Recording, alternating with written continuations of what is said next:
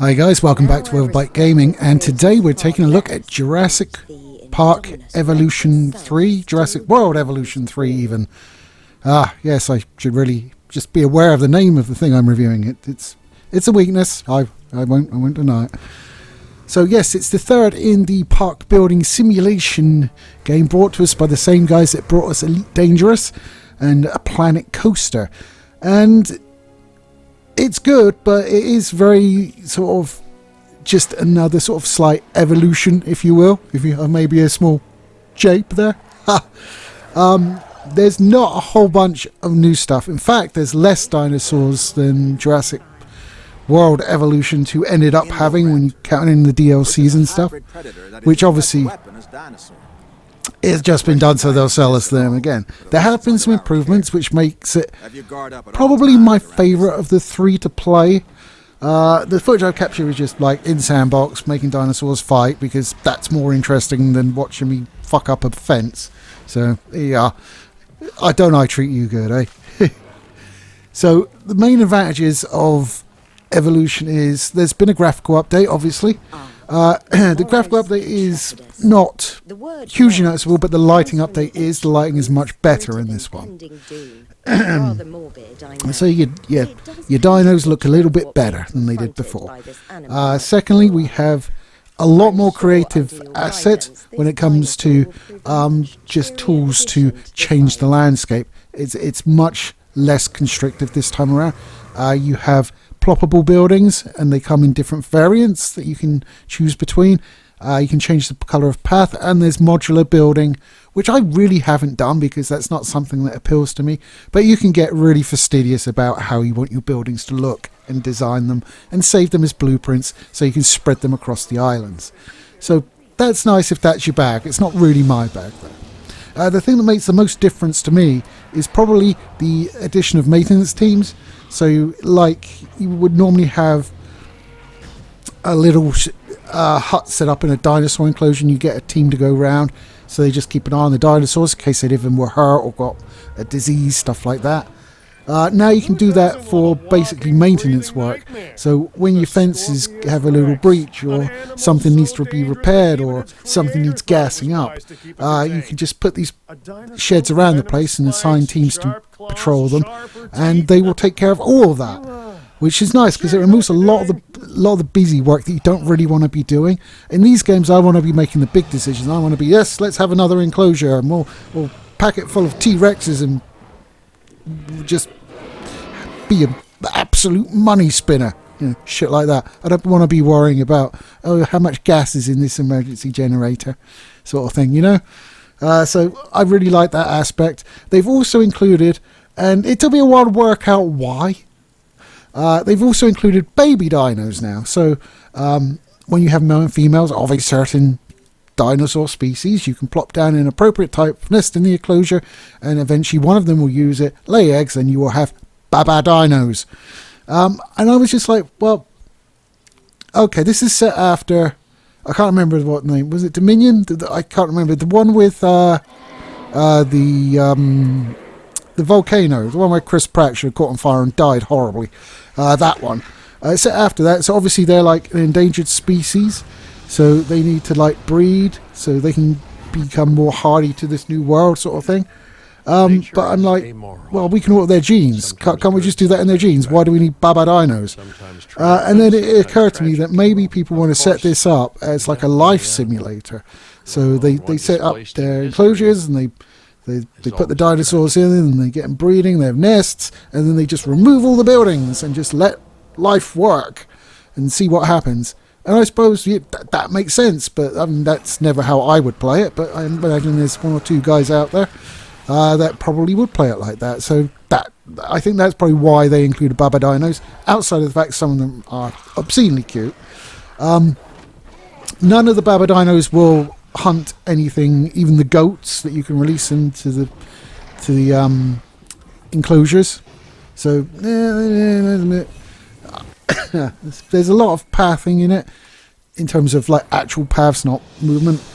And there's more paths than we've previously had were quite well treated in terms of paths. But you can also update the colours. There's depending on the path, there's a certain amount of colours that you can do on it. Nothing I've ever really used, but I mean, if you were really into your management and creating an ultra realistic theme park, you could use it for like sectioning things.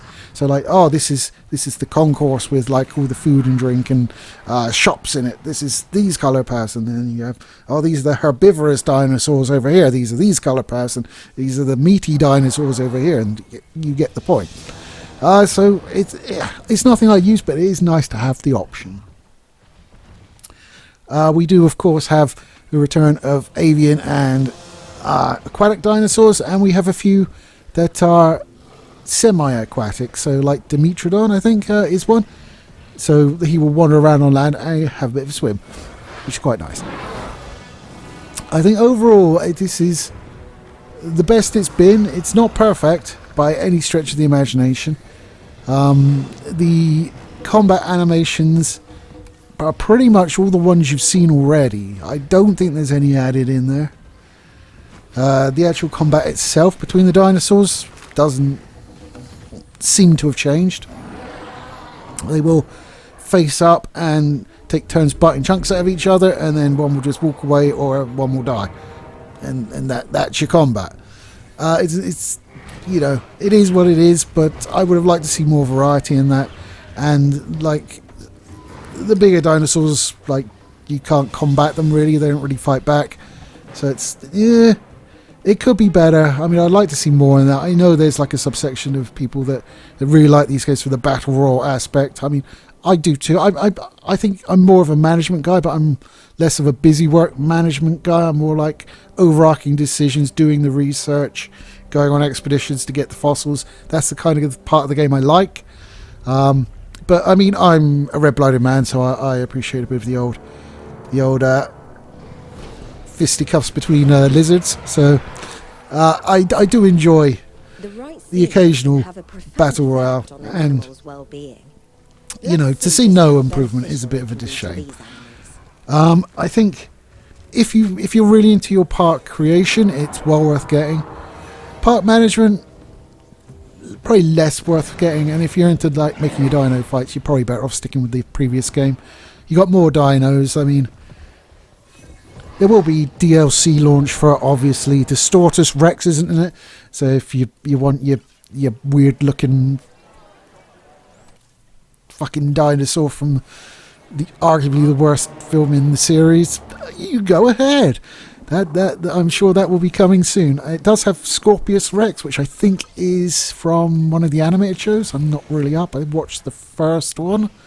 I think it was Camp Cretaceous. It was alright. I just haven't gotten around to watching any more of it. So, but I think the Scorpius Rex is from there. You still have your Indominus Rex, and the Indoraptor is in there, along with a few dinosaurs I don't remember, but I think the overall roster of dinosaurs is smaller than the previous game if you bought all the DLC that went with it. But I mean, as I say, there'll be DLC coming, so you'll have your bobble-headed T-Rex, you know, if you want it. I don't know why you would, it was awful. No word whether it changes size in the game like it did in the movie, though. So I don't know. That would be an interesting thing if it just changed size on a whim, just to like, oh, it's too big to go in my mouth. Whoop! There I go, a bit bigger now. It goes in nice now. Yes, lovely helicopter. Yum. You know what I mean. But if you enjoyed the previous two games, this is the best version of it overall. If you just like watching dinosaurs fight, I'd probably hold off until there's like a gold edition or an anniversary edition or something like that, where it has all of the DLC and you get all the dinos. Probably worth picking up then. But I mean, the fighting itself, it's not going to give you anything different. It's just literally having a few different dinosaurs to have fight, really. So it's a bit of a letdown in that area, but I think the rest of it is all improved. It still runs fine for me on my now somewhat aging 10700K with 3080. I really want to upgrade, but if you think, oh, I'll upgrade the CPU, and then you're like, oh well, then I get most out of the CPU. I need to upgrade the graphics card, and that's the real expensive part. So you think, oh, well, maybe I should finally get that 4K monitor upgrade. I'm like, why? You know, the newer games, I'm pushing about 60. Why would I get 4K 144 HDR? It doesn't make any sense. I have to upgrade the graphics card and then probably the CPU to make that work. And, you know, and I was like looking at a nice monitor. It was like £700. I was like, oh, I want it, but I need to spend so much more money once I've got it. So we'll stick with my my trusty 1440p 144 hertz. I think that'll last me a bit longer unless it breaks. Don't break, please. Oh, now I've said it. I've put it into the world. It's not good. Anyway, guys, that's my review of Jurassic World Evolution 3. I'm had a good time with it. I like it. There's plenty of challenges to do on it. It does have a random island generator if that's your bag, or you can design your own. So it is the best one of the three. It's done nothing more with the fighting, but like it's improved everything else. So if that sounds good to you, I'd recommend it. Anyway, that's it for this week. Take it easy, guys, and I'll catch you next time.